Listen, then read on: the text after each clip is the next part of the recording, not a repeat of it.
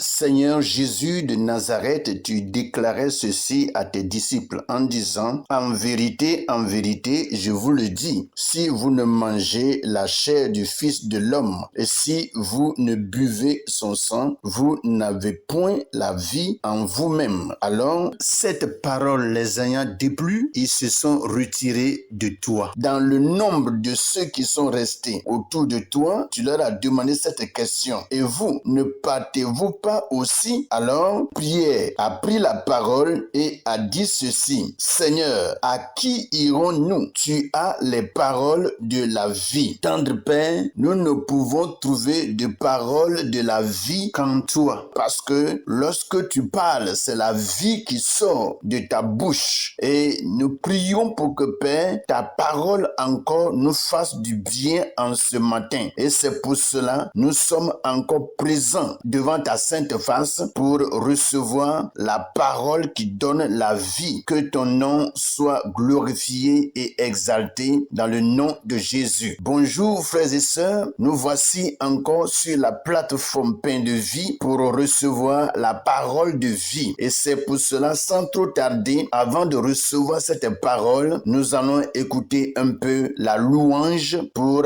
rafraîchir notre esprit et semer la joie dans notre cœur. Soyez bénis et c'est parti.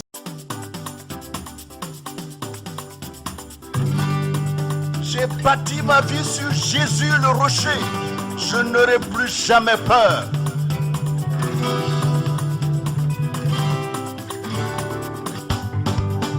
J'ai bâti sur le rocher. Quand viendra la tempête, ma maison résistera. Ma maison est en Jésus. J'ai bâti sur le rocher. Quand viendra la tempête, ma maison résistera. Ma maison est en Jésus. Oh, j'ai bâti sur le rocher.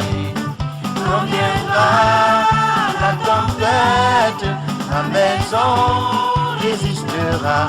Ma maison est en Jésus. La pluie et le vent souffleront. Satan se déchaînera. Mais ma maison est en Jésus. Je n'aurai jamais peur. La pluie et le vent souffleront. Satan se déchaînera. Mais ma maison est en Jésus. Je n'aurai jamais peur. La pluie et le vent souffleront. Satan se déchaînera. Mais ma maison est en Jésus. Je n'aurai jamais peur. Je n'aurai jamais peur. Je n'aurai jamais peur. Je n'aurai jamais peur. Je n'aurai jamais peur. Oui, voilà qu'après avoir écouté ce merveilleux chant sur J'ai bâti sur le rocher, nous allons rapidement passer à notre moment de méditation et je vais rapidement inviter tout un chacun à prendre sa Bible dans le livre de Ecclésiaste chapitre 4 pour dire que nous passons de Ecclésiaste chapitre 3 à Ecclésiaste chapitre 4 qui est pour nous un nouveau chapitre que nous attaquons. Bonjour à tout un chacun, que la grâce et la paix du Seigneur reposent sur la vie de chacun d'entre nous dans le nom puissant de Jésus. Sans trop tarder, je lis notre passage dans la version Louis II. Il est écrit: j'ai considéré ensuite toutes les oppressions qui se commettent sous le soleil. Et voici, les opprimés sont dans les larmes et personne qui les console. Ils sont en butte à la violence de leurs oppresseurs et personne qui les console. Et j'ai trouvé les morts qui sont déjà morts plus heureux que les vivants qui sont encore vivants. Et plus heureux que les uns et les autres, celui qui n'a point encore existé et qui n'a pas vu les mauvaises actions qui se commettent sous le soleil. Voici ce que la version Louis II nous dit. Nous allons rapidement porter nos regards sur la version français courant. Et je lis le même passage,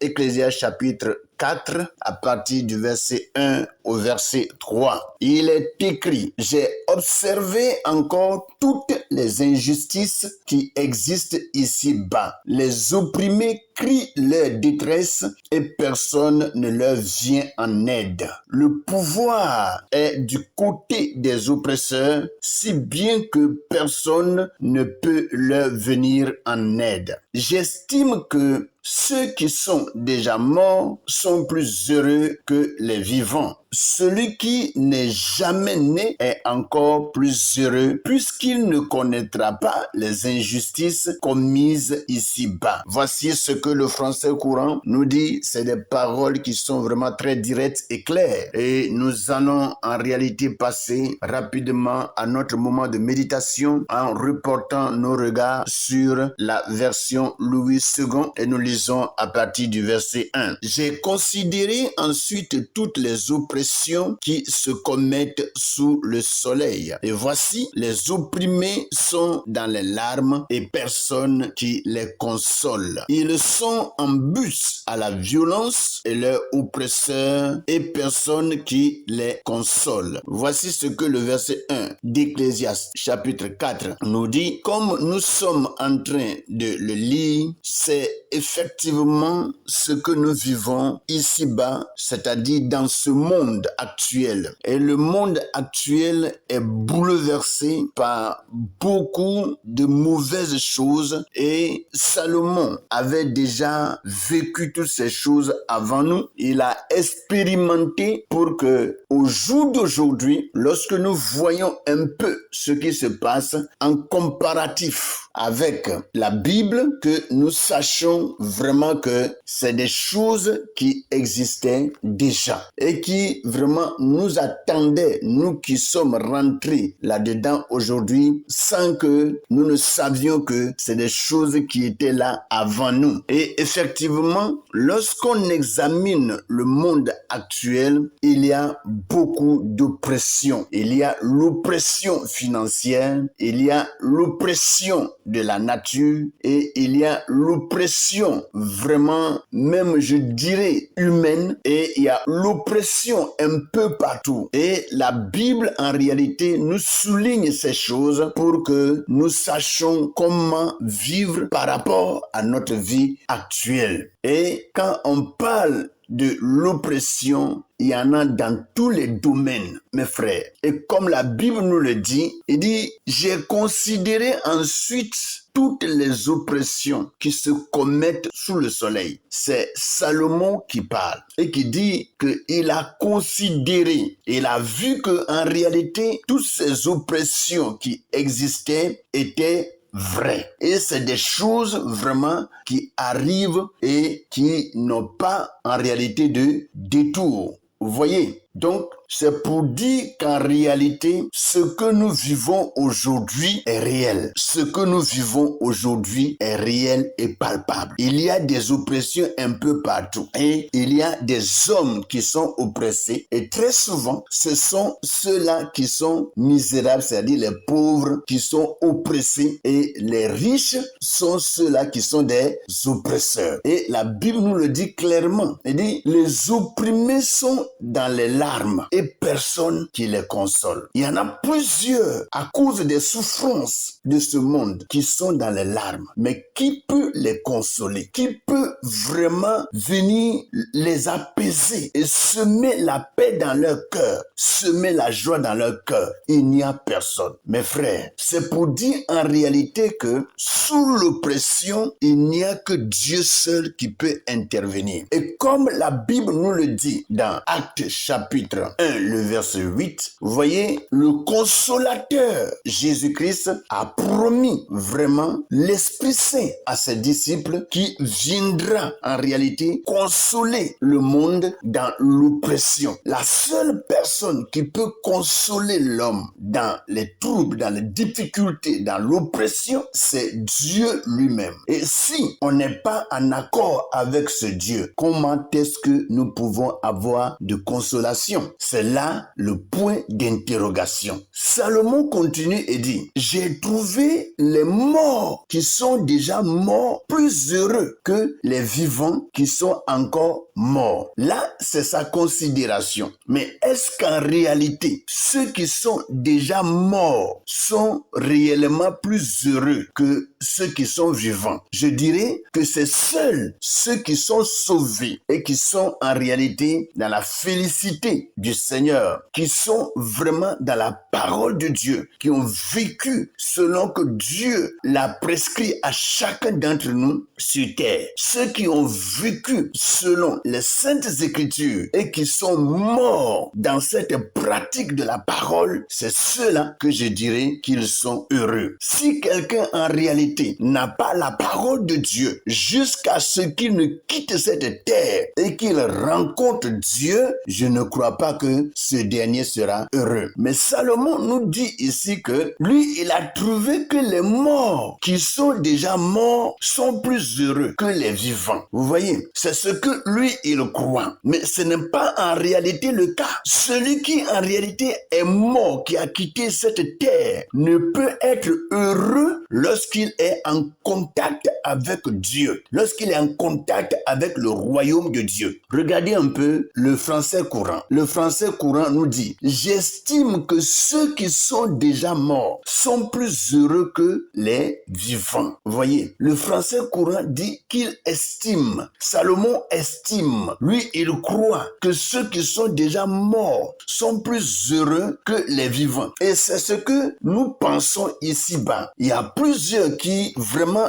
n'ont pas Jésus, qui pensent comme ça, que lorsque vraiment on est mort, on a quitté cette terre, on croit que on est libre. Non, la liberté n'est pas là. La liberté est là lorsque on reçoit Jésus comme Seigneur et Sauveur. Parce que la seule personne qui peut libérer des troubles, des difficultés et des problèmes du monde, c'est Jésus-Christ de Nazareth. C'est pour cela, il a dit que c'est lui qui donne la paix. Il dit, je vous donne ma paix. Pas comme le monde la donne. Jésus donne la paix. Dieu nous donne la paix. Voyez, et lorsque nous l'avons accepté et que nous le laissons contrôler, diriger notre vie, que nous pouvons avoir la vraie paix. Alléluia. Donc, Salomon a estimé, comme tout le monde dans ce pays, je dirais, comme des gens qui n'ont pas accepté Jésus et qui croient que en quittant ce monde de misère, ce monde de problèmes, de l'autre côté, dans le séjour des morts, on peut avoir la tranquillité. Or, on se trompe éperdument. La paix ne se trouve qu'en Jésus-Christ de Nazareth. Alléluia. Et Salomon continue en disant ceci. Et plus heureux que les uns et les autres, celui qui n'a point encore existé et qui n'a pas vu les mauvaises actions qui se commettent sous le soleil. Ça, on peut dire que c'est vrai. Parce que quelqu'un qui n'est pas encore né, lui, il ne sait pas encore ce que le monde vit. Il ne sait pas ce que la terre vit. Il ne sait pas les difficultés qui s'y trouvent. Lui, il est encore en esprit. Dieu ne l'a pas encore délégué d'être ici-bas. Et je dirais que c'est la seule personne en réalité qui peut être heureuse. La seule personne qui peut être heureuse parce que elle n'est pas encore né. Et Salomon dit vrai. Pour quelqu'un qui n'est pas encore né, il ne connaît pas les difficultés de la vie. Vous voyez? Mais pour celui qui est né et qui habite sur cette terre, tout ce qui est difficulté est devant lui. Tout ce qui est problème est devant lui. Vous voyez? Tout le combat, toutes les luttes sont devant lui. Et il doit les affronter pour avoir la victoire. Mes frères, les paroles que nous sommes en train de lire sont vraies et puissantes. Et il faut qu'en réalité, nous les considérons pour arranger notre vie avant qu'il ne soit trop tard. Il est écrit dans le français courant, « Celui qui n'est jamais né est encore plus heureux puisqu'il ne connaîtra pas les injustices commises ici-bas. » Vous voyez, comme il n'est pas encore né, il ne peut pas connaître les injustices qui sont ici-bas. Il y en a